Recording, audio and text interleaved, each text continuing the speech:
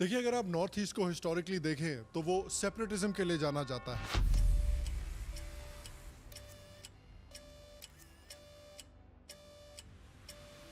Insurgency के लिए जाना जाता है।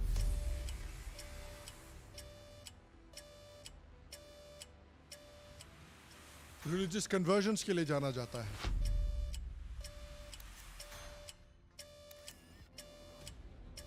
और अनफॉर्चुनेटली मेन स्ट्रीम इंडिया की तरफ से एंटी नॉर्थ ईस्ट रेसिज्म के लिए जाना जाता है। लेकिन what if I told you कि भारत का मेन स्ट्रीम अगला नेशनल लेवल का प्रो हिंदुत्व लीडर इसी नॉर्थ ईस्ट से इमर्ज होने वाला है। जी हाँ, लचित बोरफुकन और वीर अहोम्स की पावन धरती का पुत्र हेमंत बिश्व शर्मा, एक ऐसा फायर ब्रांड लीडर जो योगी आदित्यनाथ के लेवल का हिंदुत्व के चेहरे की तरह उभर रहा है। सोनिया गांधी जी को मैं प्रणाम करता हूं, नमस्कार करता हूं कि अपना बेटा को उन्होंने 55 साल दे दिया ओनली टू बिकम मैच्योर।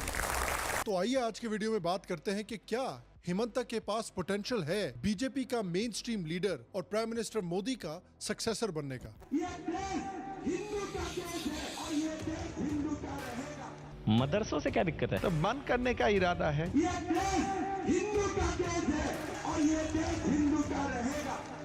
ये सेकुलरिज्म का भाषा हमें मत सिखाओ।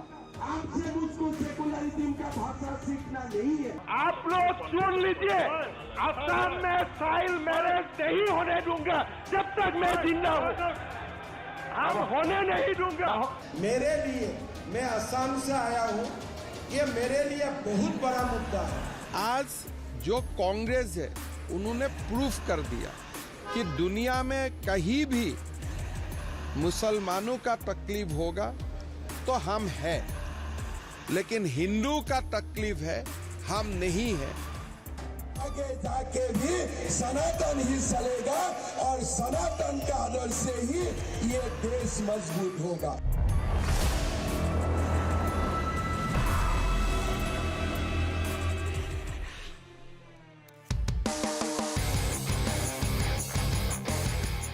हेलो, श्याम शर्मा शो के इस एपिसोड में आपका बहुत बहुत स्वागत है। मैं हूं सेकुलरिज्म का सीईओ श्याम शर्मा और आप सबको एक सेकंड प्रणाम। देखिए, हमने अक्सर सुना है कि वक्त बदलते देर नहीं लगती। हमने देखा भी है कुछ सालों पहले कि कैसे एकदम से इन्होंने वक्त बदल दिया, जज्बात बदल दिए, जिंदगी बदल दी। और इसका एक बहुत अच्छा उदाहरण है नॉर्थ ईस्ट। एक वक्त था जब बीजेपी की नॉर्थ ईस्ट में उतनी ही प्रेजेंस थी जितनी क्रिकेट की दुनिया में बाबर आजम की इज्जत है। जानते हो कितना कुछ झेलता हूं मैं।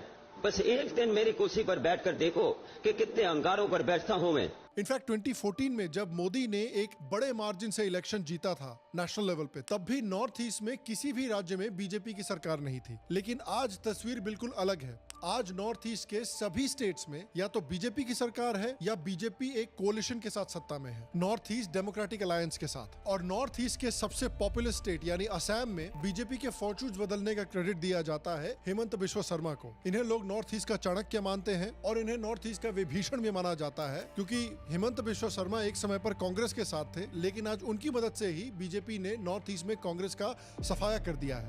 ये कांग्रेस लोग आज का नया मुगल है और कुछ नहीं है। और आजकल नेशनल लेवल पर इनका काफी बड़ा हिंदुत्व फैन बेस भी बन रहा है। तो आइए आज के वीडियो में हम हेमंत बिश्व शर्मा की इस राइज के बारे में जानेंगे। तो हेमंत बिश्व शर्मा असम के गुवाहाटी से हैं। इनके पिता एक प्रसिद्ध कवि और लेखक थे और इनकी माता असम साहित्य सभा की मेंबर थी। 1979 और 80 के दशक में असम आंदोलन अपने चरम सीमा पर था, जब हेमंत बिश्व शर्मा स्कूल में पढ़ाई कर रहे थे। असम आंदोलन का देखिए बेसिक गोल ये था कि असम में बहुत सारी इलीगल इमिग्रेशन हुई है, जिस वजह से असम को डेमोग्राफिक डेंजर है। 1951 से 1971 के बीच में असम की पॉपुलेशन में भारी मात्रा में इंक्रीज हुआ, जिसमें से बड़ी संख्या में इलीगल इमिग्रेंट्स थे। असम के लोगों का मानना था कि ये जो भारी संख्या में इमिग्रेशन हो रही है, ये उनके कल्चर, आइडेंटिटी, लैंग्वेज और रिसोर्सेज पर बुरा इफेक्ट डालेगी। एक सर्वे के मुताबिक 1971 के आसपास असम में असमी स्पीकिंग पॉपुलेशन का परसेंटेज 61% से गिरकर 1979 में अराउंड 49% हो गया था। इसके अलावा असम के एजुकेशन और हेल्थ केयर सिस्टम्स पर भी ओवर पॉपुलेशन से बहुत असर पड़ रहा था। इसलिए असम के लोग चाहते थे कि इन इलीगल इमिग्रेंट्स को वापस भेज दिया जाए और उनको वोटर लिस्ट से भी हटाया जाए। और इनमें से बहुत सारे ऐसे इमिग्रेंट्स थे जो बांग्लादेश से आकर असम में सेटल हुए थे। इसी के कारण असम के यूथ ने मास लेवल पर प्रोटेस्ट करना शुरू किया।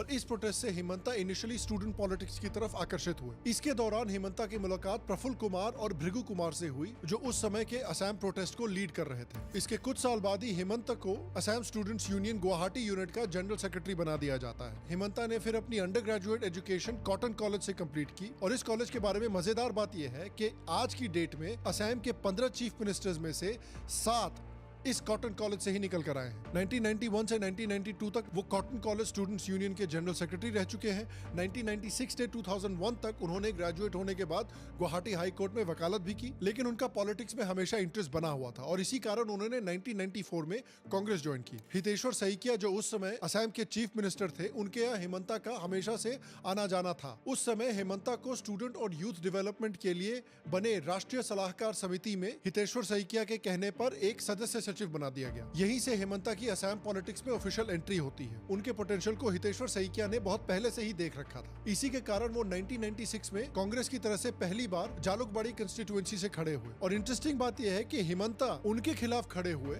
जिन्हें हेमंता अपना मेंटोर मानते थे, यानी भृगु कुमार। लेकिन अनफॉर्चुनेटली हेमंता के साथ उस इलेक्शन में वही हुआ जो पाकिस्तान के साथ 1971 के वॉर में हुआ था। तो इतनी बड़ी हार झेलने के बाद हेमंता काफी निराश हुए, लेकिन पीवी नरसिम्हा राव ने उस समय पर उनको एक सलाह दी जिस सलाह ने उनकी जिंदगी बदल दी। नरसिम्हा राव ने हेमंता से कहा कि देखिए, आप भले ही इलेक्शन हार गए हो, लेकिन अगर आप फ्यूचर में ये इलेक्शन जीतना चाहते हैं तो हमेशा अपनी कंस्टिट्यूएंसी से टच में रहिए और उनकी बात सुनते रहिए। और हेमंता ने फिर यही किया। अगले 5 सालों तक गली गली जाकर वो अपने कंस्टिट्यूएंसी के लोगों से मिले, उनकी समस्याओं को सुना और समझा और हर तरह की मदद करने की कोशिश की, जिसका नतीजा ये हुआ कि 2001 के विधानसभा चुनाव में हेमंता ने भृगु कुमार जैसे दिग्गज नेता को इलेक्शंस में हरा दिया। और इसके बाद हेमंता को असम की राजनीति में एक बड़ी नई पहचान मिली। शुरू में हेमंता को कृषि विभाग में मंत्री बनाया गया, लेकिन 2006 में इन्हें हेल्थ और फाइनेंस मिनिस्ट्री जैसी बड़ी मिनिस्ट्री भी दे दी गई। और इसके बाद वो 2011 में फिर 78,000 के बड़े मार्जिन से अपनी इलेक्शन जीते। 2011 में इसके बाद उन्हें एजुकेशन का एडिशनल चार्ज भी दे दिया गया। उनके टेन्योर के दौरान जोरहाट, बारपेटा और तेजपुर में उन्होंने 3 मेडिकल कॉलेजेस भी बनवाए। और इनके काम और इनके करिश्मा की वजह से वो असम के उस समय के सीएम तरुण गोगोई के लेवल की पॉपुलैरिटी पाने लगे और असम में एक बहुत पॉपुलर पॉलिटिकल फिगर बन गए। शर्मा इस समय पर बैडमिंटन एसोसिएशन ऑफ इंडिया के प्रेसिडेंट एक मत से चुने जाते हैं। इससे पहले वो बैडमिंटन एसोसिएशन ऑफ असम के प्रेसिडेंट रह चुके थे और सिर्फ बैडमिंटन ही नहीं बल्कि वो असम क्रिकेट एसोसिएशन के प्रेसिडेंट भी रह चुके थे। लेकिन देखिए, यहाँ पर आता है कहानी में ट्विस्ट, क्योंकि हमने देखा है कि एटलीस्ट पिछले 10-15 सालों में कांग्रेस पार्टी जो है वो बेसिकली गांधी परिवार की पर्सनल जायदाद बनी हुई है। इस पार्टी में कुछ भी गांधी परिवार के इजाजत के बिना नहीं हो सकता। बिल्कुल उस तरह जिस तरह बॉलीवुड साल में कम से कम एक बार हगे बिना फंक्शन ही नहीं कर सकता। तो गांधी फैमिली की इस तरह से डिक्टेटरशिप कांग्रेस पार्टी में हेमंता बिस्वा को पसंद नहीं आ रही थी। उन्होंने कहा कि राहुल गांधी एक देवता की तरह ऑपरेट करते हैं कांग्रेस पार्टी में। Now Rahul started dictating. Rahul will come as if a god has come. Now we have to worship him. He will not say here and here. उन्होंने कांग्रेस के परिवारवाद को भी एक्सपोज किया। और कांग्रेस का जो एक कॉन्सेशन है कि मैं वो राजा हूँ, तुम स्टेट में राजा बन जाओ, तुम फिर स्टेट वाला लोग बोलेगा तुम जिले में राजा बन जाओ, जिले वाला लोग बोलेगा कि तुम पंचायत में राजा बन जाओ, और हमें एक ही लोग राजा बन के रहना है और हमें एक कोटरी जैसा बना के घूमना है। एक पार्टी में आप अगर है तो ये loyalty has to be towards a family. और राहुल गांधी की इस डिक्टेटोरियल टेंडेंसी की वजह से कांग्रेस ने अल्टीमेटली नॉर्थ ईस्ट का और नेशनल लेवल का एक बहुत ब्राइट नेता खो दिया। कांग्रेस और राहुल गांधी के साथ क्लैश होने की वजह से अल्टीमेटली हेमंता बिस्वा ने कांग्रेस छोड़ दी, लेकिन इसके बाद भी राहुल गांधी ने ईगो में कहा कि भाई जाने दो, हमको क्या फर्क पड़ता है। और हेमंता बिस्वा ने राहुल गांधी की इस एरोगेंस को भी एक्सपोज किया। I talked to him 7-8 times on face to face. I have seen him a complete arrogant person.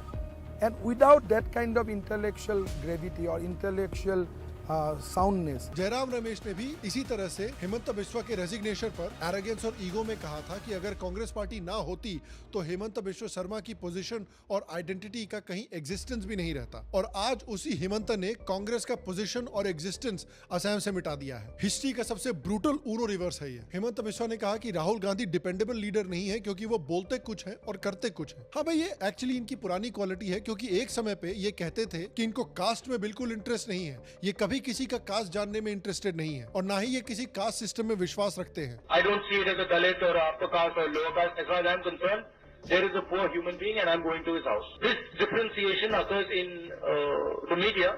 It doesn't occur in my mind. I personally don't believe in the caste system.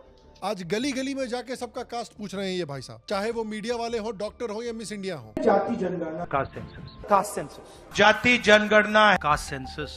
इनका कोई भरोसा नहीं है, कल को ये restaurant में जाएंगे, कोई इनको समोसा ऑफर करेगा तो ये समोसे का कास्ट पूछने लगेंगे कि ये आलू अपर कास्ट है या लोअर कास्ट है। और देखिए, कांग्रेस छोड़ने के पीछे इनका रीजन ये था कि जब 2011 में इन्होंने इतना अच्छा परफॉर्मेंस दिया था असम में, इसके बाद असम के एमएलएज को अपना लीडर चुनने के लिए कहा गया था और मेजोरिटी 2011 में असम के एमएलएज ने तरुण गोगोई के बजाय हेमंत बिस्वा को अपना लीडर चुना था। इनफैक्ट 78 में से 52 एमएलएज का कहना था कि वो हेमंत को अपने लीडर की तरह देखना चाहते हैं। लेकिन इसके बाद भी राहुल गांधी ने एमएलएज के डिसीजन को इग्नोर करके अपनी डिक्टेटोरियल टेंडेंसी दिखाते हुए तीसरी बार तरुण गोगोई को असम का सीएम बनाया। यही नहीं, ऊपर से उनके बेटे गौरव गोगोई को भी पार्टी में एंट्री करवा दी, despite him not having any political experience. और काबिलियत होने के बावजूद हेमंत बिस्वा को इग्नोर किया गया। गोगोई के टेन्योर में असम की इकोनॉमी भी काफी बर्बाद हो रही थी। 2011 में असम का पॉवर्टी रेट 32% था, जो नेशनल एवरेज 21.9% से काफी ज्यादा था। तरुण गोगोई पर बड़े बड़े करप्शन एलिगेशंस भी लगे थे और इस तरह से साइड लाइन किए जाने की वजह से उनके और कांग्रेस के बीच में और खासकर उनके और राहुल गांधी के बीच में टेंशंस बढ़ गए। उन्होंने यहां तक कह दिया कि कांग्रेस पार्टी ज्वाइन करके उन्होंने अपनी लाइफ के 22 साल बर्बाद कर दिए। I have wasted 22 years of my life in Congress. उनको कांग्रेस की बदलती हुई आइडियोलॉजी से भी काफी प्रॉब्लम थी। ये कांग्रेस हो, फ्रीडम मूवमेंट वाला कांग्रेस से कभी मत मिलाइए। आज उनका जो आइडियोलॉजी है, ये क्या पुराना कांग्रेस का आइडियोलॉजी है? और फिर फाइनली उन्होंने 2015 में कांग्रेस को छोड़कर बीजेपी ज्वाइन कर ली। अब कांग्रेस का ये कहना है कि भाई उन्होंने बीजेपी इसलिए ज्वाइन की क्योंकि उनके ऊपर करप्शन चार्जेस लगे हुए थे, जो बीजेपी की वॉशिंग मशीन ज्वाइन करते ही सारे के सारे अचानक से धुल गए। Sir, those accusations of corruption against Hemanta Biswa Sarma were made by in the Louis Berger case and in the chit fund case were made by the BJP when he was in the Congress. It's not someone else who made them. When Hemanta Biswa Sarma was in the Congress, the BJP made the corruption allegations against him. Moment he joins you, he's as clean as Snow White. लेकिन बात यह भी है कि court ने खुद हेमंता को इन cases में क्लीन चिट दी थी इन्वेस्टिगेशन करने के बाद। You picked up Dr. Hemanta Biswa Sarma. You're referring to a very infamous case. He was discharged from the court. There was nothing there. और हेमंता का असम पॉलिटिक्स में तब तक इतना इन्फ्लुएंस बन चुका था कि उनके कांग्रेस पार्टी छोड़ते ही कांग्रेस के 9 और एमएलएज ने कांग्रेस छोड़कर बीजेपी ज्वाइन कर ली। और इसके बाद 2016 का असेंबली इलेक्शन होता है, जिसमें कांग्रेस 2011 से 78 सीट्स लाने के बाद सिर्फ 26 सीट्स ला पाई और बीजेपी ने अपने एलाइज के साथ मिलकर 86 सीट लाकर सरकार बना ली। और इसके बाद 2021 में भी बीजेपी ने 60 सीट्स लाकर पावर रिटेन की है। 2016 में बीजेपी की पहली जीत के साथ हेमंत बिस्वा को भी असम का सीएम पहली बार बनाया जाता है। मैं श्री हिमंत बिश्व शर्माई ईश्वरर नामत शपथ खाई कहूं जे।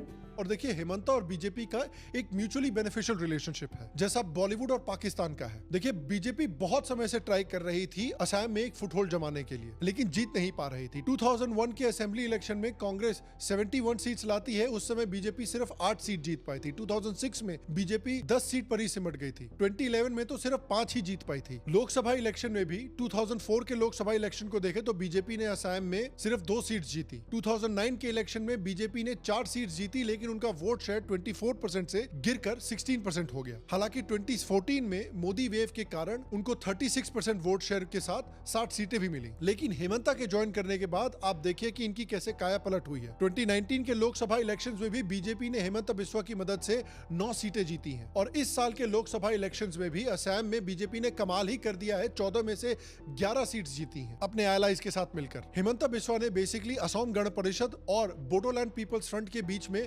अलायंस करवाने में अहम भूमिका निभाई, जिसके कारण कांग्रेस के वोट्स काटने में काफी सफल हुए और ये वोट्स रीजनल पार्टीज की मदद से बीजेपी को ट्रांसफर हो गए। हेमंत बिस्वा की स्ट्रैटेजी को देखते हुए अमित शाह ने उनको नॉर्थ ईस्ट डेमोक्रेटिक अलायंस का कन्वीनर भी बनाया, जिसके बाद हेमंता ने असम और नॉर्थ ईस्ट के सभी राज्यों की सभी रीजनल पार्टीज को एक छत के नीचे ला दिया। इससे नॉर्थ ईस्ट में बीजेपी और एनडीए पार्टनर्स की अलायंस और भी मजबूत हुई और इसके कुछ ही दिन बाद अरुणाचल प्रदेश में भी बीजेपी ने गवर्नमेंट जीती। Congress party has suffered a huge setback in Arunachal Pradesh. In a big blow to the party, 43 of its 44 MLAs, including Chief Minister Pema Khandu are now joining the People's Party of Arunachal. और इसके कुछ ही समय के बाद धीरे धीरे north east के अलग स्टेट्स में भी बीजेपी गवर्नमेंट बनाने लगी, चाहे वो अरुणाचल हो, मणिपुर हो, नागालैंड हो। और देखिए हिमंता का असम में दो तरह के बड़े इंपैक्ट्स रहे हैं। पहला इंपैक्ट ऑब्वियसली रहा है डेवलपमेंटल फ्रंट पर। उन्होंने अपने टेन्योर में कई बड़े इंफ्रास्ट्रक्चर प्रोजेक्ट्स की शुरुआत की है, जैसे कि नेशनल हाईवेज 27 और 37 का एक्सपेंशन। उनके ही टेन्योर में इंडिया का लॉन्गेस्ट रोड ब्रिज बनकर तैयार हुआ है, जिसकी मदद से ट्रेड और ट्रैवल टाइम कम हुआ है। Prime Minister Narendra Modi inaugurated the Dhola Sadia Bridge in Assam's Tinsukia on Friday morning. प्रधानमंत्री ग्राम सड़क योजना के तहत सेंट्रल गवर्नमेंट की मदद से असम में 78 रोड्स और 14 ब्रिजेस के लिए 378 करोड़ का इन्वेस्टमेंट किया गया है। असम में 300 करोड़ की लागत से 50 मेगावाट का सोलर प्लांट का फाउंडेशन तैयार हुआ है। होजाई डिस्ट्रिक्ट में 59 करोड़ की cost per 36 pipe water scheme शुरू हुई है, जिससे इस एरिया में क्लीन और फ्रेश वाटर की सप्लाई बढ़ेगी। 8 मेडिकल कॉलेजेस भी अलग अलग डिस्ट्रिक्ट्स में डेवलप किए गए हैं। असम की एजुकेशन सिस्टम को इंप्रूव करने के लिए हिमंता ने गवर्नमेंट ने जो कॉन्ट्रैक्ट बेसिस पर टीचर को हायर किया था, उन्हें ही रेगुलर टीचर्स के तौर पर हायर करना शुरू कर दिया है, ताकि उनके एक्सपीरियंस और स्किल्स से क्वालिटी एजुकेशन बढ़ सके। इससे असम के 35,000 से ज्यादा कॉन्ट्रैक्चुअल टीचर्स और स्टेट पूल टीचर्स को फायदा होगा और इनको जॉब सिक्योरिटी भी मिलेगी। इसके अलावा स्टेट गवर्नमेंट ने असम प्राइवेट प्लेसमेंट एजेंसीज को recruitment of workers regulation rules 2024 को अप्रूवल दिया है, जिसके तहत प्राइवेट वर्कर्स की सेफ्टी और सिक्योरिटी को रेगुलेट किया जाएगा। इनके टेन्योर में बैंक डिपॉजिट 30% बढ़े हैं, क्रेडिट एक्सटेंशन भी 58% बढ़े हैं। असम की लेबर फोर्स पार्टिसिपेशन भी बढ़ रही है। असम की पर कैपिटा इनकम भी पिछले 5 साल के मुकाबले में 123% बढ़ी है। इन्होंने लॉ एंड ऑर्डर में भी काफी इंप्रूवमेंट की है और ड्रग माफिया पर काफी क्लैंप डाउन किया है। 2021 से 2024 के बीच में असम की अथॉरिटीज ने ऑलमोस्ट 9,000 केसेस रजिस्टर किए हैं ड्रग्स रिलेटेड, जिसमें बहुत सारे स्मगलर्स को अरेस्ट किया गया है, जिनमें 90% स्मगलर्स का कोई रिलीजन नहीं है। अग्रेसिव लॉ एनफोर्समेंट और जीरो टॉलरेंस पॉलिसी के तहत ऑलमोस्ट 15,000 ड्रग स्मगलर्स को पकड़ा गया है और उनके पास से 2,000 करोड़ के ड्रग सीज किए गए हैं। मोदी की जैम ट्रिनिटी की तरह ही कई डायरेक्ट बेनिफिट ट्रांसफर स्कीम्स भी असम में लॉन्च की गई हैं। तो पहला तो हुआ उनका डेवलपमेंटल साइड और दूसरा है उनका हिंदुत्व साइड, जो हमें देखने को मिला है पिछले कुछ सालों में। वो हमेशा से भारत को एक हिंदू राष्ट्र की तरह देखते आए हैं। ये देश हिंदू का देश है और ये देश हिंदू का देश है और ये देश हिंदू का रहेगा। वो योगी आदित्यनाथ की तरह ही माइनॉरिटी अपीजमेंट में नहीं मानते। ये सेकुलरिज्म का भाषा हमें मत सिखाओ। रिलीजियस पोलराइजेशन करने के लिए कांग्रेस ने पूरा जोर लगाया, लेकिन तुष्टीकरण राजनीति का विरोध करते हुए विकास का राजनीति आगे बढ़ा। उन्होंने एक्सप्रेस भी किया है कि किस तरह से असम में पिछले कुछ सालों में डेमोग्राफिक चेंजेस हुए हैं और उस डेमोग्राफिक चेंजेस को फिक्स करना जरूरी है। उन्होंने हाल में ही सरकारी ऑफिसेज में नमाज के लिए मिल रहे ब्रेक पर पाबंदी लगाई है। उन्होंने कहा है कि वो असम में सभी मदरसास को बैन करना चाहते हैं। मैं अभी 600 मदरसा बंद किया हूँ, लेकिन मेरा इरादा है सारे मदरसा बंद कर देने का। उन्होंने ओपनली कहा है कि असम गवर्नमेंट किसी भी मदरसे को फंड नहीं देती है। State of Assam is not going to spend a single paisa for madrasa run education. We do not have mandate to teach Quran. क्योंकि उनके मुताबिक असम में सबसे ज्यादा रेडिकलाइजेशन मदरसों में हो रही है। कई ऐसे केसेस भी असम से हमें देखने को मिले हैं, जहां पर असम पुलिस ने हमें दिखाया है कि कैसे अलग अलग मदरसे हैं जहां पर एक्सट्रीमिस्ट एक्टिविटीज हो रही हैं और बड़ी लेवल पे रेडिकलाइजेशन हो रही है। और ये मदरसों का ये केस भी था कि वो इलीगल बांग्लादेशी मुस्लिम इमिग्रेंट्स को भी रहने की जगह दे रहे थे। इसी कारण उन्होंने सभी गवर्नमेंट फंडेड मदरसों को रेगुलर स्कूल्स में कन्वर्ट करने के लिए असम मदरसा एजुकेशन प्रोविंशियलाइजेशन एक्ट 1995 और असम मदरसा एजुकेशन एक्ट 2018 को रिपील किया है और अभी तक 1200 से ज्यादा मदरसों को इंग्लिश मीडियम स्कूल्स में कन्वर्ट कर दिया गया है। इसके अलावा 600 से ज्यादा एक्सट्रीमिस्ट मदरसे बंद भी किए गए हैं। मैं अभी 600 मदरसा बंद किया हूँ, लेकिन मेरा इरादा है सारे मदरसा बंद कर देने का। उसके साथ साथ मुस्लिम कम्युनिटी में चाइल्ड मैरिज को रोकने के लिए उन्होंने असम मुस्लिम मैरिजेस और डिवोर्सेस रजिस्ट्रेशन एक्ट को भी रिपील किया है। उन्होंने कहा है कि गवर्नमेंट का प्लान है कि एक नया बिल इंट्रोड्यूस किया जाएगा मुस्लिम्स की मैरिजेस और डिवोर्सेस को रजिस्टर करने के लिए। माना जाता है कि ये स्टेप इंट्रोड्यूस किया गया है असम में ultimately uniform civil code implement करने के लिए और असम में पर्टिकुलरली मुस्लिम कम्युनिटी में चाइल्ड मैरिजेस को रोकने के लिए। इलीगल इमिग्रेशन पर भी उनका बहुत स्ट्रॉन्ग स्टांस है कि असम के ऊपर एक्सटर्नल एग्रेशन चला हुआ है, इसलिए असम का डेमोग्राफी पूरा चेंज हो चुका है। रिपोर्ट्स के मुताबिक इन इलीगल इमिग्रेंट्स की वजह से 2000 से लेकर 2011 तक मुस्लिम पॉपुलेशन 29% बढ़ी है, वहीं हिंदू पॉपुलेशन 15% से 10% तक घटी है। उन्होंने इसके बारे में चिंता भी जताई है। उन्होंने कहा है कि वो इस तरह से इस्लाम का कल्चर और डेमोग्राफी चेंज नहीं होने देंगे। देखिए, बदलते डेमोग्राफी मेरे लिए, मैं असम से आया हूँ, ये मेरे लिए बहुत बड़ा मुद्दा है। उन्होंने कहा है कि ये मुद्दा सिर्फ पॉलिटिकल मुद्दा नहीं है बल्कि कल्चरल और जीने मरने का मुद्दा है। मेरा असम में मुस्लिम पॉपुलेशन 40% हो चुका है। 1951 में 12% था। आज असम में मुस्लिम पॉपुलेशन 40%। हम जिला की जिला खो चुका है। तो मेरे लिए ये मुद्दा पॉलिटिकल नहीं है, मेरे लिए ये जीना और मरने का मुद्दा।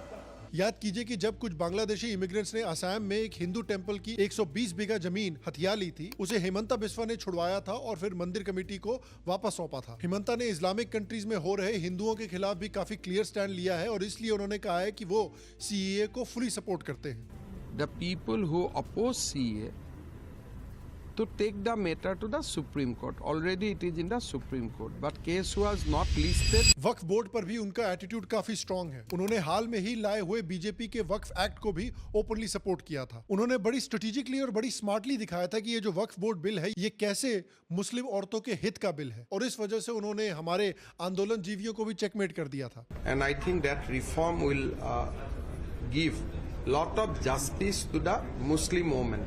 उन्होंने राहुल गांधी के कास्ट सेंसस को भी चेकमेट किया है, क्योंकि जब उनसे कास्ट सेंसस के बारे में पूछा गया तो उन्होंने कहा कि भाई अगर हिंदुओं का कास्ट सेंसस हो रहा है तो मुसलमानों का भी होना चाहिए। The social reason is they are saying why every time there is a caste census among the Hindu, there should be caste census among the Muslim. In fact Assam में तो उन्होंने ऑलरेडी मुस्लिम कास्ट सेंसस भी शुरू कर दिया है। हम भी असम में जातिगत जनगणना शुरू किया कि मुस्लिम समाज में कितना जातियां है, उसका जनगणना मैंने शुरू कर दिया असम में। कि जाति का जनगणना खाली हिंदू का बीच में होना चाहिए क्या? मुसलमान में भी तो जाति है। मैंने तो डंका बजा के असम में शुरू कर दिया। उन्होंने हाल में ही ओपनली कहा कि वो लव जिहाद, लैंड जिहाद जैसे इश्यूज पर भी कानून बनाना चाहते हैं। অহাবাৰ বিধানসভাত আমি আৰু কেইখনমান আইন আনিম। লাভ জেহাদৰ বিৰুদ্ধে এখন আইন আহিব। অবিভক্ত গোৱালপাৰা জিলাত অনুসূচিত জনজাতিৰ মাটি অকল যাতে অনুসূচিত জনজাতি লোকে কিনিব পাৰে, অনুসূচিত জাতিৰ মাটি যাতে অনুসূচিত জাতিৰ লোকে কিনিব পাৰে, নিজৰ সম্প্ৰদায়ৰ বাহিৰলৈ যাতে ভূমি যাব নোৱাৰে, অৱশিষ্ট ভূমি যিখিনি থাকি গ'ল, তেনেকুৱা এখন শক্তিশালী আইনো আমি অনাৰ বাবে প্ৰচেষ্টা কৰিছো। जब स्टालिन ने सनातन धर्म को खत्म करने वाली बात बोली थी और कांग्रेस ने फ्रीडम ऑफ स्पीच के नाम पर इसको डिफेंड किया था, तो हेमंत बिस्वा ने भी बहुत स्ट्रांगली इन्हें कंडेम किया था।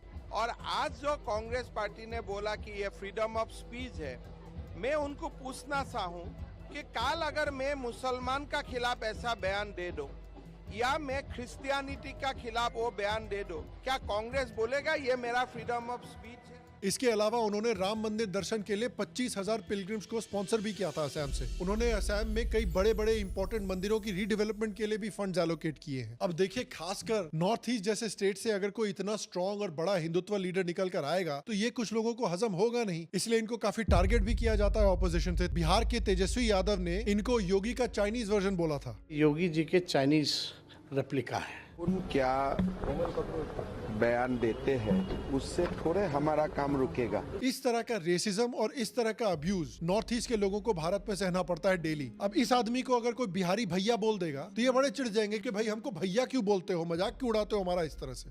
लेकिन ये आदमी खुद एक असम के आदमी को, वही असम जो इंडिया का हिस्सा है, चाइना का हिस्सा नहीं है, लेकिन उसको ये चाइनीज बुला रहा है और इसके अलायंस पार्टनर कुछ नहीं बोल रहे हैं, मुंह में फेविकोल लेकर बैठे हुए हैं। जब इन्होंने असेंबली में 2 घंटे की नमाज ब्रेक को हटाया था जो 1936 से चल रहा था, तब AIDUF के MLAs ने खूब इनको अटैक किया था। AIUDF के लीडर का कहना था कि भाई तुमने अगर हमारी ब्रेक कैंसिल की तो हम असेंबली में नमाज पढ़ना शुरू कर देंगे। कमाल है यार, पहले खाली मस्जिद में पढ़ते थे, उसके बाद रोड पे पढ़नी शुरू कर दी, अब डायरेक्टली असेंबली के अंदर भी इनको नमाज पढ़नी है। कल को बोलेंगे कि नहीं हमको हेमंत बिस्वा के घर में नमाज पढ़नी है। जब हेमंत बिस्वा की गवर्नमेंट इलीगल बांग्लादेशियों को पकड़ के डिपोर्ट करती है तो उससे भी लोग बड़े परेशान चल रहे हैं। कुछ लोग तो सीधे गालियां दे रहे हैं इनको। राष्ट्रपति जी से इतना ही कह सकता हूं कि ऐसे हरामजादे को लात मार के मुख्यमंत्री पद से हटा के जेल में डाला गया। और देखिए, अगर इस लेवल का मेल्टडाउन ऑपोजिशन का हो रहा है आपके ऊपर, तो आप कुछ तो सही कर ही रहे हैं। तो अल्टीमेटली देखिए, मेरे हिसाब से हिमंता काफी इंटरेस्टिंग लीडर है। ये एक ऐसे लीडर है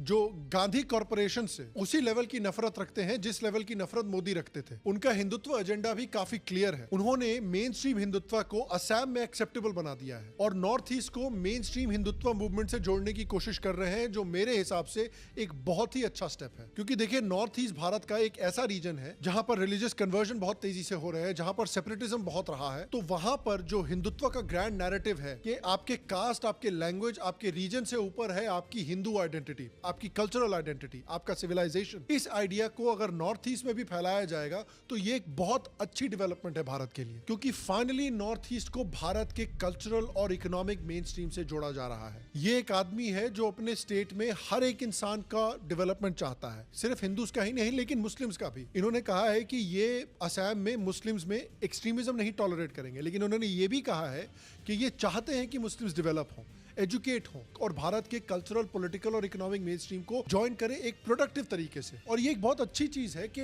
नॉर्थ ईस्ट से हमारा एक नेशनल लेवल का लीडर निकल कर आया। हमारा प्राइम मिनिस्टर हिंदी बेल्ट से आ चुके हैं, कश्मीर से आ चुके हैं, गुजरात से आ चुके हैं, साउथ से आ चुके हैं। अब हो सकता है कि नॉर्थ ईस्ट की बारी हो। और देखिए, बीजेपी की 2024 की परफॉर्मेंस के बाद कुछ लोगों ने बोला है कि बीजेपी में शायद एक ऑर्गेनाइजेशनल कैल्सिफिकेशन या ऑसिफिकेशन आ रहा है। देखिए, ऑर्गेनाइजेशनल ऑसिफिकेशन एक बिजनेस टर्म है जो एक प्रोसेस को दिखाता है। जब एक ऑर्गेनाइजेशन रिजिड हो जाती है, इनफ्लेक्सिबल हो जाती है and becomes resistant to change over time. इससे क्या होता है कि उस ऑर्गेनाइजेशन में परफॉर्मेंस खराब होती है, इनोवेशन कम होता है और उसकी कंपेटिटिवनेस कम हो जाती है। ऑसिफिकेशन के बायोलॉजिकल प्रोसेस को दिखाती है, जहां पर सॉफ्ट टिश्यू अल्टीमेटली और हार्ड बन के बोन यानी हड्डी में तब्दील हो जाता है। और ऑर्गेनाइजेशनल ऑसिफिकेशन के की कैरेक्टरिस्टिक्स हैं resistance to new ideas, outdated practices करते रहना, लैक ऑफ इनोवेशन, परफॉर्मेंस खराब होना और अडेप्टेबिलिटी कम होना। अब देखिए, मैं नहीं मानता कि पूरी तरह से बीजेपी के साथ ये हो रहा है, लेकिन कुछ लोगों ने ऐसा सजेस्ट किया है। अब इस तरह की ऑर्गेनाइजेशनल ऑसिफिकेशन से लड़ने के लिए आइडियाज चाहिए कि भाई न्यू लीडरशिप आए,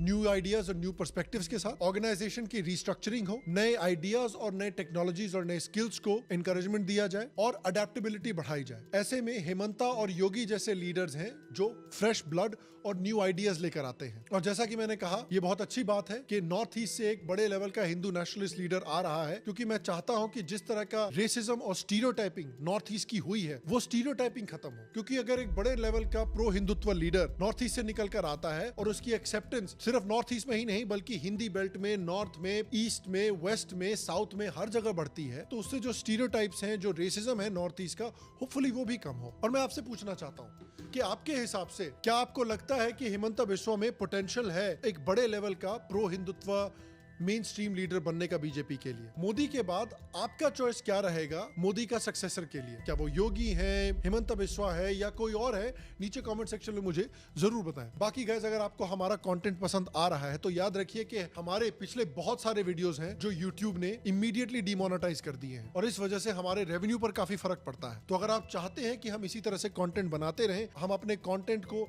बड़े बड़े ऑडियंसेस के सामने डालें और इनफैक्ट इंग्लिश में एक्सपैंड करें, तो प्लीज हमें या तो पेट्रियन पर सपोर्ट करें या फिर हमारे एक यूट्यूब मेंबर बने, ताकि हमको इस तरह की डिमोनेटाइजेशन बकवास के बारे में टेंशन ना लेनी पड़े। और आपका सपोर्ट हमारे लिए बना रहे और हम आपके लिए इसी तरह से बेहतर क्वालिटी कंटेंट प्रोड्यूस करते रहें। तो please join the cause, join the secular army, become a member और अ पेट्रन टुडे। बाकी मैं आपसे अगले एपिसोड में मिलूंगा और तब तक के लिए स्वस्थ रहें, सुखी रहें। फिर मिलेंगे और आप सबको एक सेक्युलर प्रणाम।